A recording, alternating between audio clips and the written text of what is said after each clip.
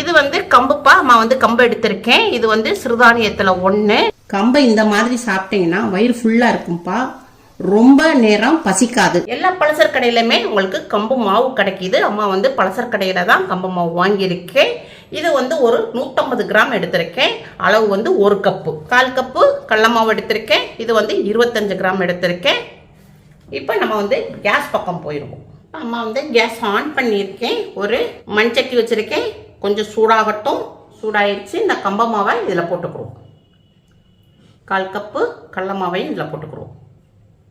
இப்போ ரெண்டையும் சேர்த்து ஒரு 3 நிமிஷத்துக்கு நம்ம வறுத்துக்குருவோம். கம்புடைய பச்சை வடை போகிற அளவுக்கு லைட்டாக வறுத்துக்குருவோம். வறுத்து சாப்பிடும் போது நம்மளுக்கு வந்து நல்லா வாசமாகவும் நல்ல மணமாகவும் இருக்கும். ரொம்ப டேஸ்ட்டாகவும் இருக்கும்.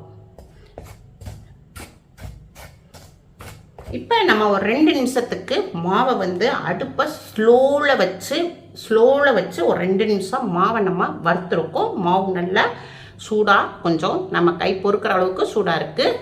கொஞ்சமாக மஞ்சப்பொடி போட்டுக்குருவோம். தேவையான அளவுக்கு உப்பு போட்டுக்குருவோம். இதை நல்லா கொஞ்சம் கலந்து விட்டுக்குருவோம். நல்லா நம்ம மாவு கொஞ்சம் வறுத்துருக்கோம் இல்லையா, நல்லா ஒரு மணம் வருது. மாவு வறுத்த உடைய மணம் வருது. இப்போ கேஸ் ஆஃப் பண்ணிடுவோம்ப்பா. மாவு வறுத்தாச்சு. இப்போ இது வந்து சுடுதண்ணி. அம்மா வந்து இதை வந்து கொதிக்க வச்சுருக்கேன். இப்போ இதில் தான் மாவு எடுத்தோம். 1 கப்பு மாவு. நம்ம இதில் வந்து அதே அளவு கப்பில் ஒரு 3/4 கப்பு சுடுதண்ணி ஊற்றிக்கிடுவோம். தேவைப்பட்டால் நம்ம அப்புறம் ஊற்றிக்கலாம்.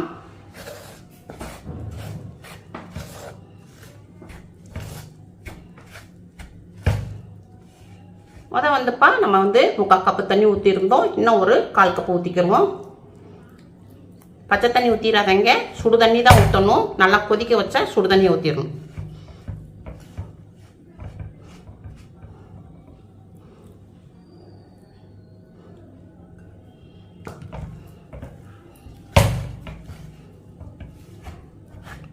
ஒரு கப்பு மாவுக்கு 1 கப்பு சுடு தண்ணி ஊற்றிக்கிடுவோம்.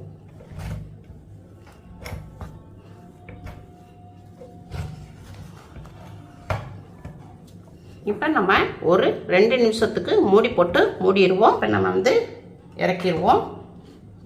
ஓகே, 2 நிமிஷம் தம்மாகட்டும். இப்போ நம்ம 2 நிமிஷம் வச்சுருந்தோம். ஓப்பன் பண்ணிடுவோம். இதை எடுத்து பவுலில் மாற்றிக்கிடுவோம்.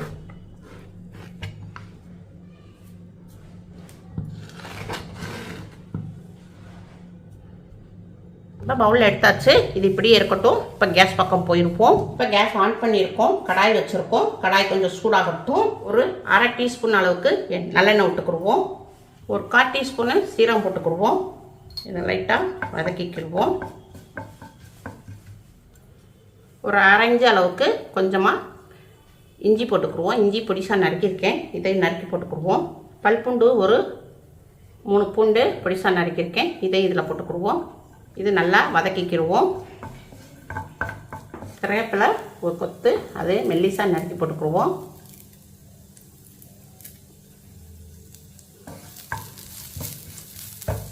ஒரு மீடியமான தக்காளி, ஒரு தக்காளி இதை பொடிசாக நறுக்கியிருக்கேன். இதை இதில் போட்டுக்குருவோம்.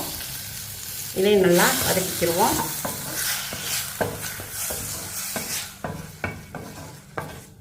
தக்காளி வதங்கிறதுக்கு கொஞ்சமாக உப்பு போட்டுக்குருவோம்.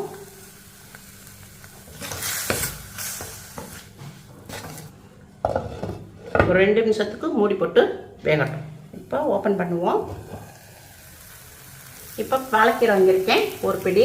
இதை வந்து நல்லா வாஷ் பண்ணி வச்சுருக்கேன். கீரையில் உள்ள தண்டை எடுத்துட்டு கீரையை நல்லா வாஷ் பண்ணி வச்சுருக்கேன்.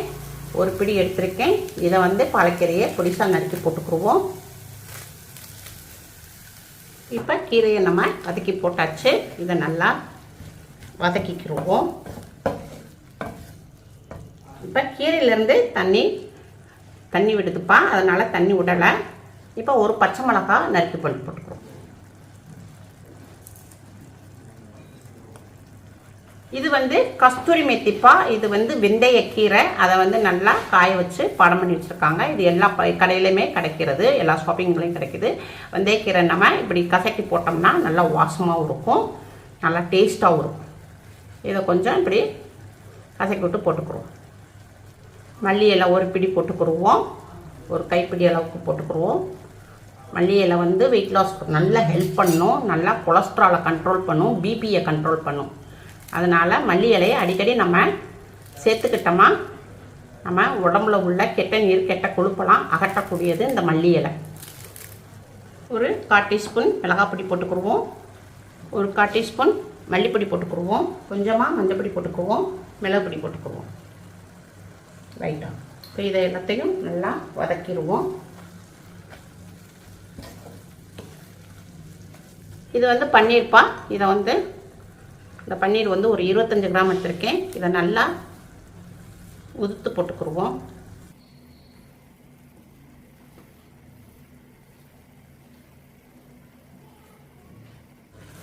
எல்லாத்தையும் நல்லா வதக்கிடுவோம். இப்போ நல்லா நம்ம பன்னீர்லாம் போட்டாச்சு. இப்போ இதை எடுத்து பவுலில் மாற்றிக்கிடுவோம். இப்போ நம்ம மாவை பிசைஞ்சுக்கிடுவோம்.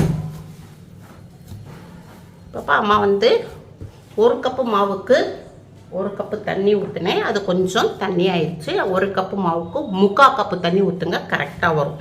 இப்போ அம்மா வந்து ஒரு 2 ஸ்பூனு கம்ப மாவு போட்டிருக்கேன். கையில் பிசு பிசு ஓட்டுறதுனால தண்ணி தொட்டு பிசைஞ்சுக்கிறோம்.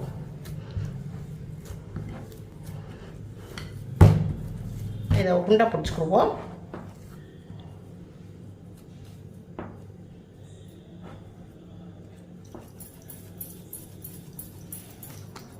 இப்போ அம்மா வந்து ஒரு உருண்டை எடுத்திருக்கேன். இதில் வந்து கையில் நல்லா தட்டிக்கிடுவோம். நம்ம வந்து இப்போ பன்னீரும் பாலக்கீரையும் போட்டு வச்சுருந்தோம் இல்லையா ஸ்டஃபிங், இதில் தூக்கி வச்சுக்கிறோம்.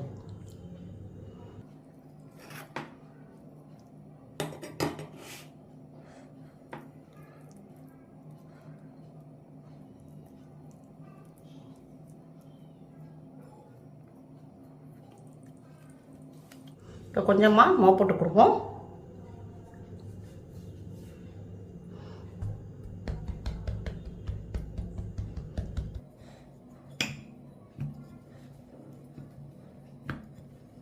சப்பாத்தி கட்டை வச்சு இப்படி தேய்ச்சி விட்றோம்.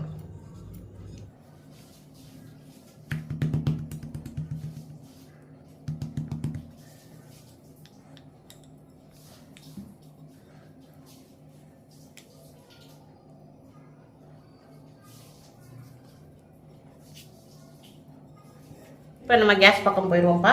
இப்போ கேஸ் ஆன் பண்ணியிருக்கேன். தோசை தவா வச்சுருக்கேன். தோசை தவா சூடாகட்டும்.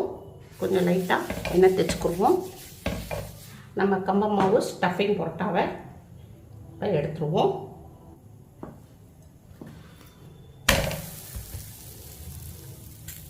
இப்போ ஒரு 2 நிமிஷத்துக்கு நல்லா வேகட்டும். பிரட்டி போட்ட பக்கமும் கொஞ்சம் வேகட்டும். கொஞ்சமாக நல்லெண்ணெயை தடவிக்கிறோம் ப்ரஷ் வச்சு. நெய் இருந்தாலும் நெய் தடவிக்கலாம்ப்பா, ரொம்ப டேஸ்ட்டாக இருக்கும். பரட்டி போட்ட பக்கமும் வெந்துருச்சு. இதை எடுத்து திருப்பி போட்டுக்கிடுவோம். இப்போ இதை வந்து பிளேட்டில் மாற்றிக்கிடுவோம். ஓகே, இப்போ அம்மா வந்து தயிர் எடுத்திருக்கேன். இப்போ கொஞ்சம் மல்லி இலையை நல்லா பொடிசாக நறுக்கி போட்டுக்கிடுவோம். கொஞ்சமாக மிளகு பொடி போட்டுக்கிடுவோம் லைட்டாக. இதை அப்படியே கலக்கிக்கிறோம்.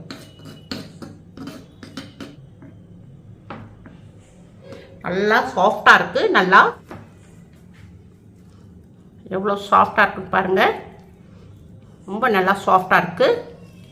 எவ்வளோ சாஃப்டாக இருக்குது பாருங்கள். தயிர் வச்சு தட்டு சாப்பிட்டோம்னா சூப்பராக இருக்கும். ரொம்ப ரொம்ப டேஸ்ட்டாக இருக்கும். கம்ப மாவு வந்து நல்லா குளிர்ச்சி தரக்கூடியது. நம்மளுடைய உடம்புல உள்ள ஹீட்டை தணிக்கக்கூடியது. இப்போ நம்ம வந்து இதெல்லாம் வந்து ஸ்டஃபிங் வந்து பாலக்கீரையும் பன்னீரும் வச்சுருக்கோம். அதிகமான ப்ரோட்டீனும் நமக்கு உடம்புக்கு கிடைக்கும். வெயிட் லாஸில் இருக்கிறவங்க இந்த மாதிரி, நம்ம டயட்டில் இருக்கிறவங்க, வெயிட் லாஸில் இருக்கிறவங்க, சுகர் பேஷண்ட் இந்த மாதிரி நம்ம சாப்பிட்டோம்னா நம்ம உடம்புக்கும் நல்ல எனர்ஜி கிடைக்கும். நல்லா வெயிட்டும் நல்லா குறையும்ப்பா. எதுவுமே நம்ம வந்து வெயிட் லாஸில் இருக்கிறவங்க, டயட்டில் இருக்கிறவங்க, சுகர் பேஷண்ட் இவங்கெல்லாம் நம்ம வந்துப்பா அளவோடு தான் சாப்பிடணும். அளவோடு சாப்பிட்டா தான் வெயிட்டும் நல்லா குறையும். நல்ல ஒரு ரிசல்ட்டும் கிடைக்கும். அளவுக்கு மிஞ்சினா அமிர்தம் நஞ்சுன்னு பழமொழியே இருக்குது. அதனால் நம்ம வெயிட் லாஸில் இருக்கிறவங்க, டயட்டில் இருக்கிறவங்க, சுகர் பேஷண்ட் இவங்கெல்லாம் நம்ம அளவோடு தான் சாப்பிடணும். இது எல்லாருமே சாப்பிட்லாம்ப்பா. சின்னவங்கலேருந்து பெரியவங்க வர எல்லாருமே சாப்பிட்லாம்ப்பா. அவங்க வீட்டில் செஞ்சு பாருங்கள். அம்மாவுக்கு லைக் பண்ணுங்கள், ஷேர் பண்ணுங்கள், சப்ஸ்கிரைப் பண்ணுங்கள். அடுத்த வீடியோ பார்ப்போம்.